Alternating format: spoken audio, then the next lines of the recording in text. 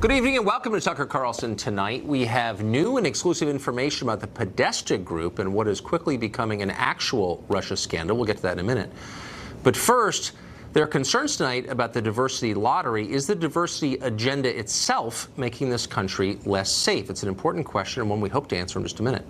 We're learning a lot more about the Islamic extremist who murdered 8 people and injured 12 on the island of Manhattan yesterday. Fox's Rick Leventhal joins us with the very latest on that. Rick?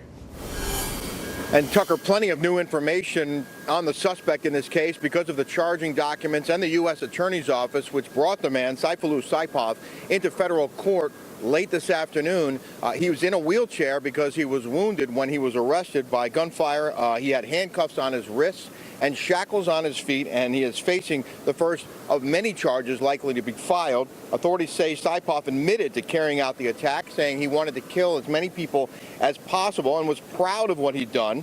They say he was inspired by ISIS, that he had dozens of ISIS videos in his cell phone along with other propaganda and notes in his vehicle professing loyalty to the Islamic State, saying that he told investigators that he wanted to fly an ISIS flag in his hospital room after he was captured, and also had considered putting ISIS flags on the pickup truck that he rented from Home Depot, which, by the way, was hauled away from the scene here late this afternoon on an NYPD flatbed tow truck. Saipov could face the death penalty in this case because of the federal murder charges likely to be filed in connection with the terrorism charges against him, but the U.S. Attorney hasn't yet said, Tucker, if he will in fact seek the death penalty in this case. For the moment, they are scouring this man's cell phones, his internet history, and all of his associations with friends and relatives over the past weeks and months to try and determine if anyone else knew anything about this plot and if any of his associates might be planning plots of their own. Tucker?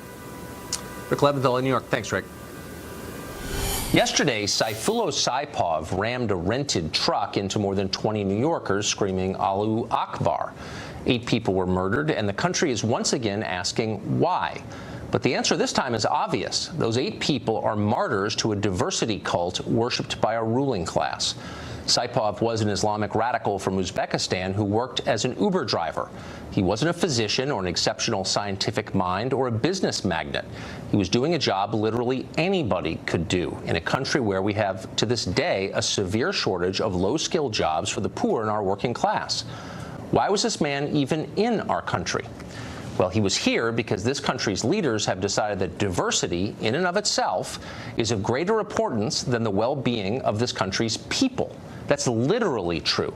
Saipov was admitted to the U.S. under the so-called diversity lottery, something you've likely never even heard of until today. The diversity lottery was created a long time ago, back in 1990. It offers immigration visas to 50,000 people every year. Winners are chosen randomly among applicants from countries that haven't sent many immigrants to the U.S. in the past 5 years. Those immigrants don't have to know English. They don't have to have any skills of any kind. All they need is a high school education or at least 2 years of experience in certain work fields. They don't need family here in the U.S., though once they've been admitted, they're of course allowed to sponsor others to follow in their wake. Chain migration, it's called. Now, supposedly, immigrants admitted through the diversity lottery must show that they're non-threatening and able to support themselves. But we know that's a joke. Our leaders are not even willing to deport criminal gang members who are here legally. Once you've arrived in this country, it's almost impossible to get thrown out. Discard the propaganda, that's the case. But before getting caught up in all the depressing details around this, consider the absurdity of the entire system. Diversity lottery? America isn't a game show or a mail-in sweepstakes, it's a country. And our government is supposed to represent the interests of the people in this country, its citizens. Instead, our leaders are treating America as a prize that can be won by anyone on the planet simply for existing. Why not sell diversity scratch-off tickets in convenience stores in Kinshasa or Kuala Lumpur? It's insane. The whole thing is insane. How do you know it's insane? Because the very liberals now defending the diversity lottery and calling you a bigot for raising questions about it would never in a million years practice a diversity lottery themselves. Would Harvard implement a diversity lottery for admissions? Of course it wouldn't. Harvard wants to be selective and only admit the best. It would never just pick 100 random applicants based on country of origin without bothering to check their grades or test scores. No way. Do you think Google or Facebook or MSNBC would hire with a diversity lottery? Just pick people at random without even reading their resumes? Please. Did President Obama hold a diversity lottery when he made judicial appointments? Does the military hold a lottery for promoting officers? No, no, no, no, no. Of course not. Because in all of those organizations, it's obvious that quality matters. You want to pick the best people and allow the greater organization to flourish. Somehow, though, and this is the most perverse part of all of this, the greatest organization of all, the United States, has decided that quality is irrelevant. Diversity has become an end in itself. Who is responsible for this? Well, it's not a partisan project. Leaders in both parties decided a diversity lottery sounded like a great idea. Senator Chuck Schumer of New York introduced the 1990 bill creating the visa system when he was still a member of the House of Representatives. In 2006, Schumer said he could tell the diversity lottery was working perfectly because he could see immigrants while riding his bike. This is an excellent program, and nobody has said it's done a bad job. It's small. There are only about 50,000 visas a year. As I ride my bike around New York City on the weekends, I see what immigrants do for America. And this program has dramatically helped. Now, irony of ironies, bicyclists have themselves become targets of an extremist who is admitted thanks to Schumer's grand vision. An excellent program. Okay. So excellent, in fact, that in 2009, Congresswoman Sheila Jackson Lee of Texas lobbied to double the number of diversity lottery visas to 100,000. The only surprise is she didn't ask for 500,000 or a million. Why not? Diversity is our strength. Keep that in mind. But Republicans, to be fair, played their part as well, a lot of them. 5 Senate Republicans still in office today voted for the law that created the diversity lobby. They are Thad Cochran of Mississippi, John McCain of Arizona, Orrin Hatch of Utah, Chuck Grassley of Iowa, and now Majority Leader Mitch McConnell of the Commonwealth of Kentucky. We reached out to every single one of them this afternoon to see how they feel about the diversity lottery now. McCain, Grassley, and Cochran say they want the diversity lottery abolished. Will the rest come around? We'll be watching. What about the Democrats? Congress is, of course, hopelessly divided on immigration, but we could at least unite around the principle that immigrants ought to be chosen because they can benefit this country. You'd think that would be an easy one. Many lawmakers would deflect if you asked them, though. They'd say they want the program ended as part of what they're calling comprehensive immigration reform. But there's no need for that. It's an excuse offered to allow lawmakers to do nothing, as they have done for decades.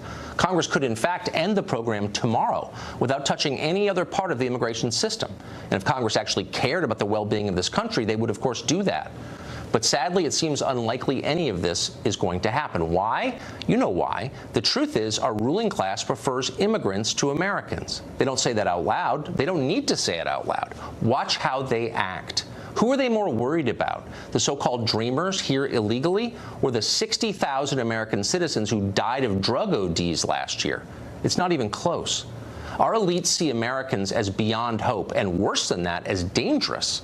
Just this week, you watched an ad in the Virginia governor's race premised on the notion that the biggest threat to this country is pickup driving Trump voters who want to run over Muslim children. Even though, if you want to get factual about it, in a country with 63 million Trump voters, that has never happened. Meanwhile, an Islamic extremist literally just ran over people with a truck. Yet authorities, as they always do, race to treat that as an isolated incident, a lone wolf attack with no implications for American policy. Are our leaders lying to us? Are they blind? Both, probably. Diversity is their religion, and in their own way, they're religious extremists.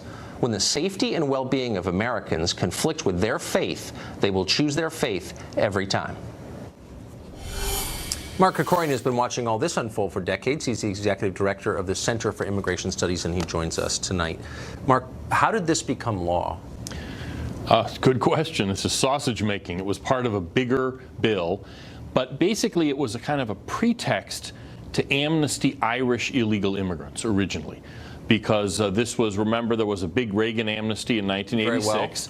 The Irish illegal immigrants didn't qualify because they hadn't been here long enough. So they cooked up some way. Schumer was part of it. Kennedy, Al D'Amato, who was senator from New York at that time, cooked up this idea of diversity as a pretext for amnestying Irish illegals. And then it morphed into this program that is now a kind of affirmative action almost for immigrants from other countries who can't get in otherwise, as you explained. But I mean, our whole immigration system is not so different, actually. I mean, we don't with some visa exceptions, but we don't screen for skills in the way that most countries do already. Yeah, I mean, the large majority of immigrants, something like 2/3, are only brought in because of their family connections. And frankly, half of the rest come in because they're related to people who are skilled or something like that. So that skills really play a very small role. And in this visa lottery, literally, it's almost anybody in the world. And even you would mention that you have to have a high school diploma, for instance. But really, what does it take to get a high school diploma in Uzbekistan? I'm not criticizing the schools. I'm talking about you can go around the corner and buy a high school diploma. You can buy one here. So in these many years, in the 27 years this has been law, has nobody said, wait a second, this is the greatest country on earth. Everyone wants to come here. Why are we handing out green cards on the basis of a lottery? People have been saying this repeatedly. In fact, the House a number of years ago even passed a bill to get rid of the visa lottery, and it didn't go anywhere. It always comes up. So who's lobbying against it? I mean, just let's put a fine point on this. Where is the lobby that wants to preserve something that makes no sense? There's two forces protecting it. One is narrow, one is broader. The narrow one, interestingly, is the Black Caucus, because they have now come to adopt this as their pet immigration program, because a lot of people from sub-Saharan Africa come through it. And so that's the kind of narrow issue. The broader issue Let me just say, has any policy, any single policy in modern America hurt Africans more than our immigration? No, it's a good question. And in fact, even African immigration is actually a problem for Black Americans. Look at the numbers, exactly. Sorry, what was the second? Yeah, but more broadly is basically our whole political class, because the idea seems to be that immigration must never go down and must always go up. And so anything that would cause immigration to go down or cast it in any kind of questionable light has to be resisted no matter what. So that when, for instance, the Gang of Eight bill did in fact get rid of the visa lottery, but it doubled legal immigration. Of course. It doubled guest workers. It amnestied millions of illegal immigrants. So, I mean, that's not any kind of price to pay. There's no reason they couldn't just get rid of it tomorrow. And there's been a lot of lying about that exact subject today, so thank you for setting the record straight. Mark, good to see you. Leslie Marshall is a radio show host out on the West Coast, and she joins us tonight. Leslie, thanks for coming on. So, thank you for having me. The left loves the diversity lottery, I think just because of the name. I'm not sure if they're aware of what it is. But now that you do know what it is this how you staff your own show, your radio show? Do you hire people at random based on national origin? No, and my great-grandparents, my Irish great-grandparents came here under the diversity program, so I actually did know what it was, and one of the reasons I'm here is because of that program, if you could When did your great-grandparents come? After 1990? My great-grandparents came after 1990. On my Irish side, yes, my grandparents. I'm sorry, did I say great? Yeah. Okay, so I mean, I guess congratulations, but you're not answering the core question, which is, and by the way, I'm not saying everyone who comes under the diversity lottery is bad. I'm sure a lot of great people who come, but the idea that the United States passes out green cards on the basis of a lottery at random. Would any person defending that system apply the same principles to his or her own business? Again, would you hire this way? Well, no, but a business is not a nation, and that's very different, especially a nation this size. And as I think you know, Tucker, I am one of the Democrats like Chuck Schumer, who was originally a part of this, and others like the Gang of Eight, who say it's about time that we get rid of it because it is irrelevant. You just heard the reason that it was implemented in this country originally, and we don't need it now. We are a very diverse nation. Well, Regarding it's not. Hold on. It's not actually irrelevant. We just had a terror attack last night committed by someone who was admitted under this program. So it's very relevant, actually, and the country's suffering as a result of it. So it's still very much hurting America. But I just wonder why we shouldn't, with every immigrant under any immigration program, ask first and foremost, how are you going to add to the sum total of this country? Why would we let you in? Prove that we should let you in. I don't understand why we don't ask that. Every other country asks that.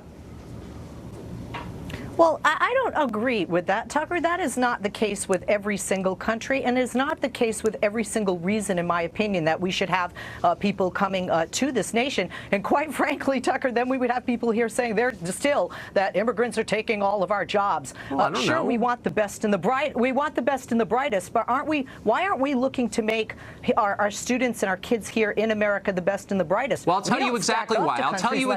Actually, I have the answer to that question. direction, which is we don't need to.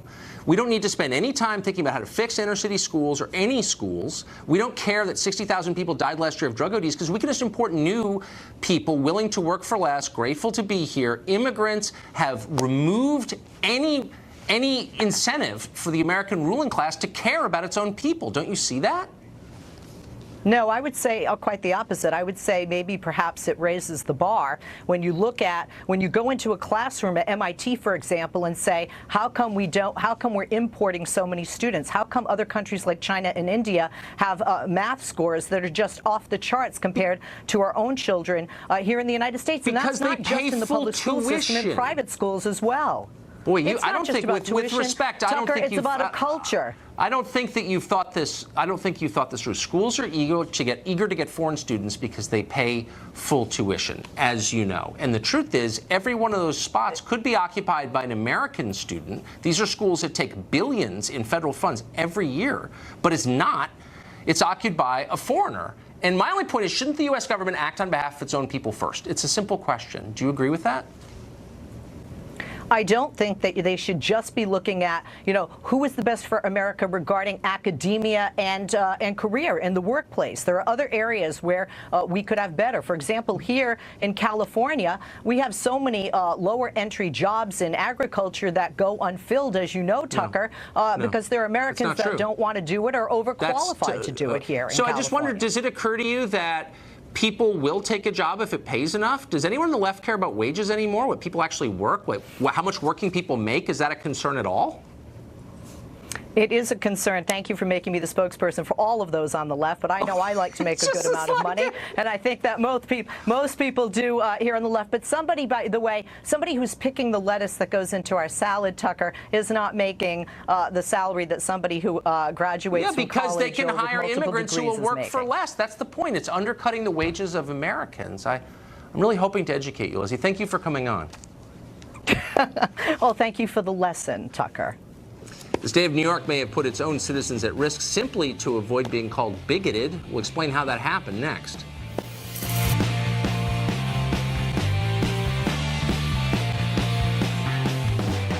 Until yesterday afternoon, probably against all odds, New York City had enjoyed 16 years without anyone being killed by Islamist violence. Could this latest bloodshed have been prevented with different law enforcement practices? You hate to ask that question. But it arises in this case because in 2005, the NYPD created a report, Radicalization in the West, the Homegrown Threat, it was called, and it laid out how U.S. Muslims could become radicalized. But that guide was subsequently denounced as Islamophobic. The de Blasio administration purged it in 2016 in response to a lawsuit by, you'll be surprised, the ACLU. Patrick Dunleavy is a former Deputy Inspector General of New York. He's the author of The Fertile Soil of Jihad, and he joins us tonight. Patrick, thanks for coming on. Oh, my pleasure. Thanks for having me, Tucker. So New York is famous for having a very serious kind of world-class, literally, police department, and they took this threat seriously after the 2 World Trade Center bombings, obviously. They produced this report. What does it mean that the de Blasio administration jettisoned it? Well, what they basically did is they caved into political correctness. Nobody was looking at the fact that what the NYPD was doing was normal police practices when it came to investigating crime. And if we're going to say that terrorism is a crime, which obviously we've just charged this individual in federal court and we've given him Miranda rights, then there are certain police practices that are normal: surveillance, undercover operatives, knowing the neighborhood to which you're going to go. For instance, if you're going to look for a clean shirt for your show tomorrow, you're probably going to go to your closet or to your dresser. You're not going to go to the refrigerator. In the same way, if I'm looking for an organized crime figure from the mafia, I'm probably going to go to an Italian neighborhood. So now if we're looking for radical Islamic terrorists, we should probably be going to predominantly Muslim neighborhoods. That would just be common police practices. Of course it would. So what about that changed under de Blasio? Well, there were complaints made by not just the ACLU, but certain Muslim activist groups like the Council on American Islamic Relations and other groups that said that we were profiling, that it was unfair, that we ought not to do it. This had never been happening before. And instead of actually showing that it was a normal police practice to do these things, they just caved in. It was like throwing up the white flag and saying, "Oh no, we don't want it. We want to be perfectly polite. We don't want to offend anybody." Meanwhile, the cost was the public safety. Really quickly, Patrick, was there any evidence that the police in New York were violating people's civil rights, hassling people, hurting people under the current policing regime? No, in fact, that particular lawsuit that was filed was ruled on by a Judge Martini, was the individual who ruled on the case, and said there were no damages. One of the things that they sued for were damages. There were no damages done by the New York City Police Department when they surveilled these particular neighborhoods.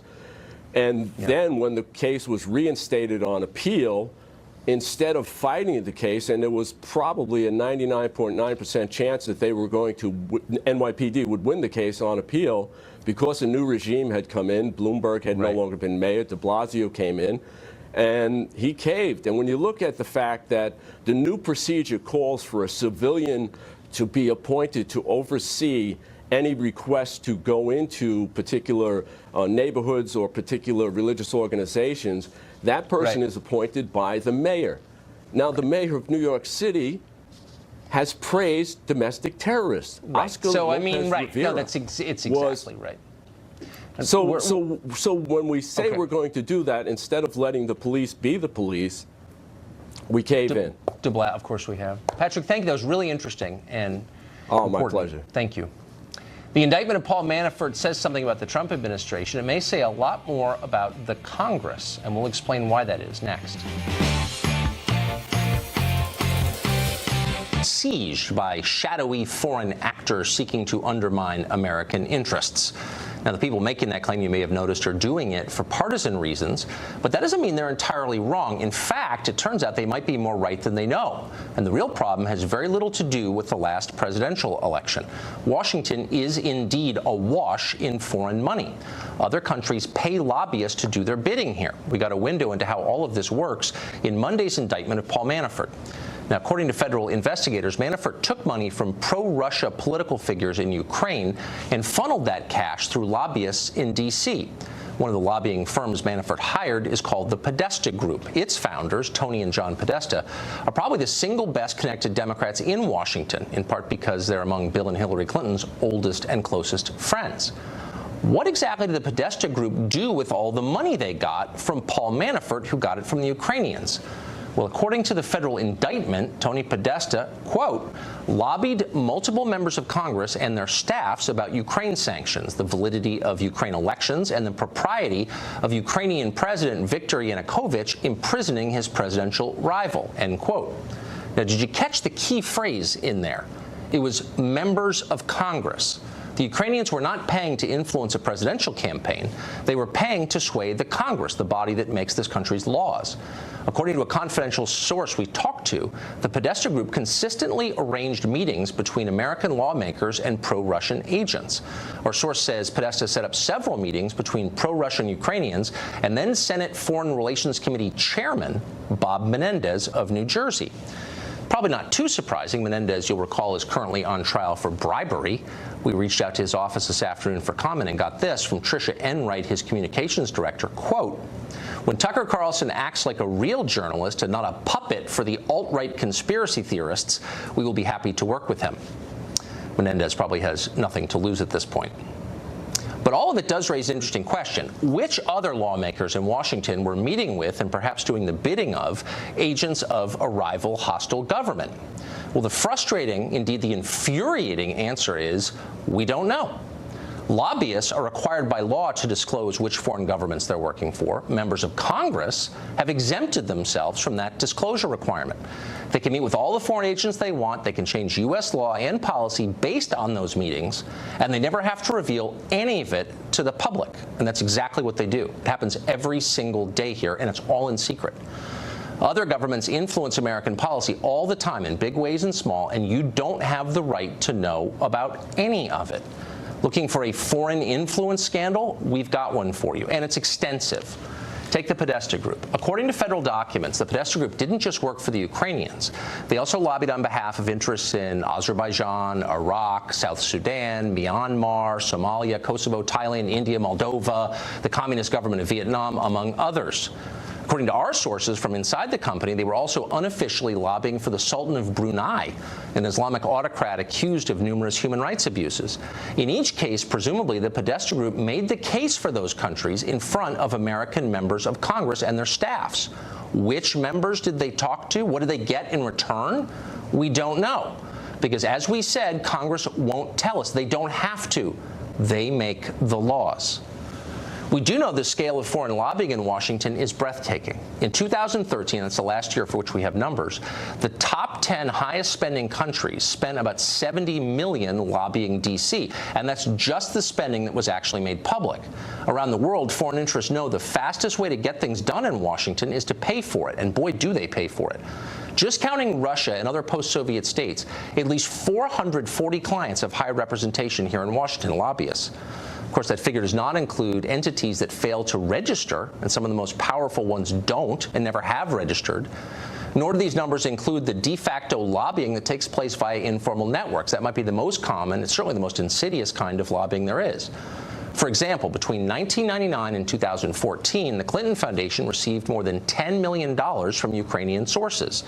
Is there anyone who's going to claim with a straight face there was no political intent behind that money? The Ukrainians are suddenly committed to fighting cholera and childhood obesity? Spare us. There's a lot more to the story, more than we realize, but here is the bottom line.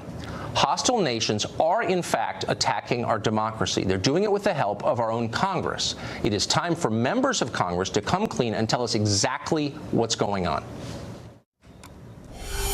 Congressman David Cicilline is a Democrat representing the state of Rhode Island, and he joins us tonight. Congressman, thanks for coming on. My pleasure. Good to see you. So you're on the Foreign Affairs Committee. Yes. And we wanted to know what foreign lobbyists' interests you had met with. So we called over to your office, and this is the response that we got. I'm quoting.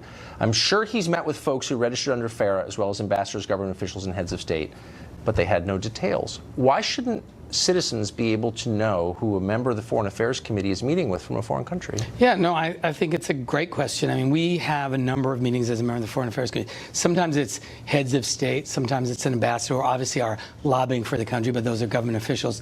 There are occasions in which people who are hired as lobbyists advocate for a particular country. They have to disclose that.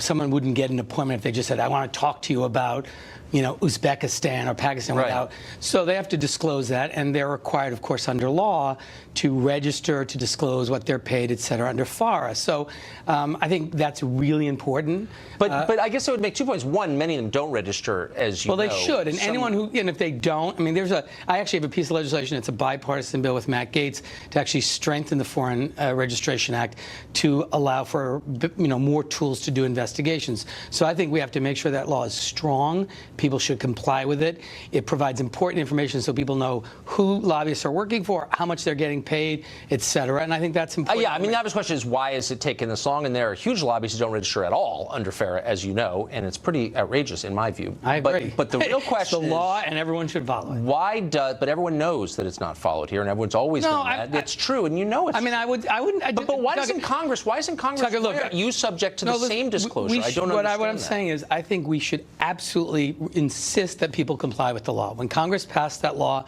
it makes sense. It's important for when someone is advocating on behalf of a foreign government. I get it. Then we agree. Right. And I hope I hope you're wrong that there are lots of people that are breaking the law. But if they are breaking the law, they should be held accountable. But we know the Podesta Group didn't register in its representation of Ukrainians. That law says so in the applies indictment. to everyone who lobbies, but it doesn't apply to you, and that's what I don't understand. No, because members of Congress don't lobby or advocate on behalf of foreign governments. You're the reason they're spending this money. No, that's right. And anyone who lobbies a member of Congress is required to disclose that they're working. Why shouldn't you disclose it? Why shouldn't I be able to call your office and get a straight answer? Well, no. I mean, you can call my office and say, who did I meet with in the last 8 years? But why not disclose it? I mean, because what they're doing is foreign governments are spending money to influence Tucker, no one's making a secret of it. What I'm saying to you, that's not true. No, that is not true. No one keeps a record of it because people come into your office. Lobbyists have to keep records. That's why right. They shouldn't you have to keep a record? No, I don't have any objection to that. I mean, we don't do it as a matter of practice to keep a record of everyone. Because you don't want to. Of course, you don't want to be held accountable. No, it's not a question of mental health. I'm happy to be held accountable. I'm a member of the Foreign Affairs Committee. People come to meet with me who are heads of state, that are ambassadors, that people who are advocating on behalf of a foreign government. I meet with them. They make their case. But why shouldn't I be allowed to know that? No, absolutely. No, I have no objection to knowing that. But don't say that anyone's trying to keep any secret. Well, of course you are, or else you would mandate it. No, of course. No, it's not mandated. I know it's not, and that's why most people don't admit who they meet with. No, I think most members of the Foreign Affairs Committee would admit that they meet. Then why not just, it's really simple, pass a law, just pass a law tomorrow, and you should advocate for it and say, members of Congress who meet with foreign agents ought to keep a list, and they ought to reveal that list to the public. That's a terrific idea. Good. I think that's a terrific idea. Did you ever meet with anyone from the Podesta group? I haven't met. I don't think I've ever met Mr. Podesta. No, from the group. Lobbying, yeah, I'm sure they're on behalf of foreign clients. Yeah. I don't know that I've met with anyone who lobbied on behalf of a foreign government. Why would they come to see you? But they have other clients that are not foreign governments. So you never met with a foreign client represented by the Podesta group? Not that I remember. Okay. I wish we had a registry so we could check this. Yeah, I mean, I don't keep track of everyone I've met with in 8 years. Maybe we'll get one. Congressman, thank you for coming on. My pleasure. Representing such a great state. Thanks. Well, he's the most famous lobbyist in the history of Washington lobbyists. He knows the city very, very well.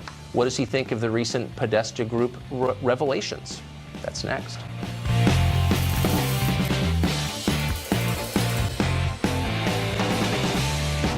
If anyone knows the truth about how Washington actually works, it's Jack Abramoff. He is famously a former lobbyist who was convicted in the last great lobbying scandal about a decade ago.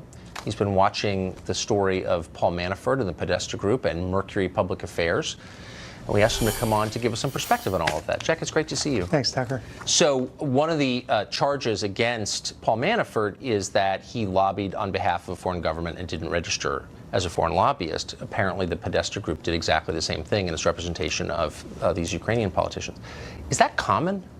Well, it's certainly more common than it should be, and I think it goes on a lot in Washington. I saw it when I was a lobbyist. I think, frankly, virtually every firm has moments where they touch up against FARA. The problem is because FARA was created so long ago, in the lobbying community, they think it applies to Nazis, that it was created for the Nazis who were... Well, actually, I think it was actually but they think it's still applied only to the Nazis, and the problem, of course, is that it's not. It's applied to everyone, and in fact, FARA is the strictest lobbying law in the land, and by not keeping this law, and by the way, not seeing people go to jail for not keeping this law, lobbyists feel they can just get away with whatever they want. That certainly seems to be the view in Washington among people I know.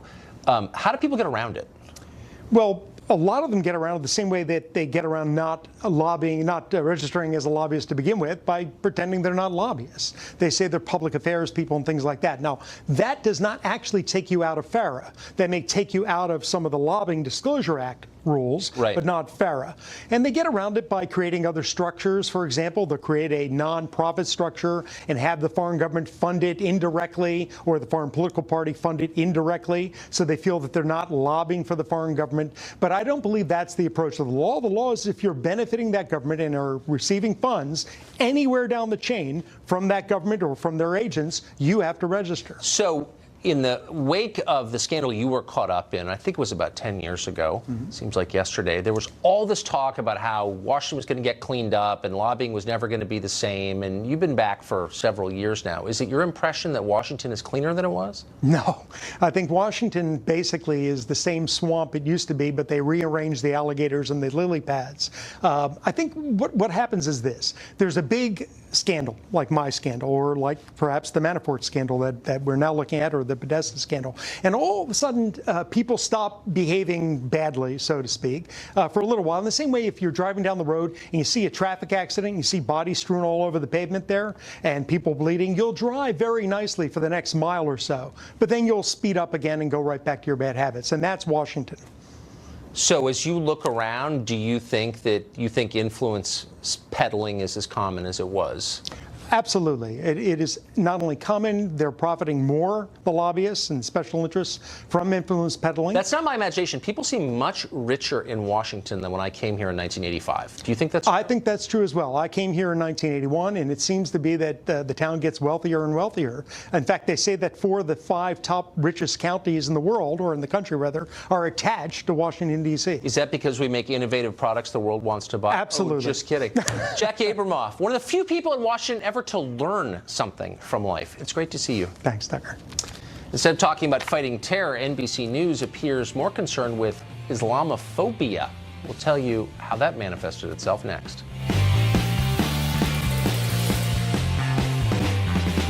Here's the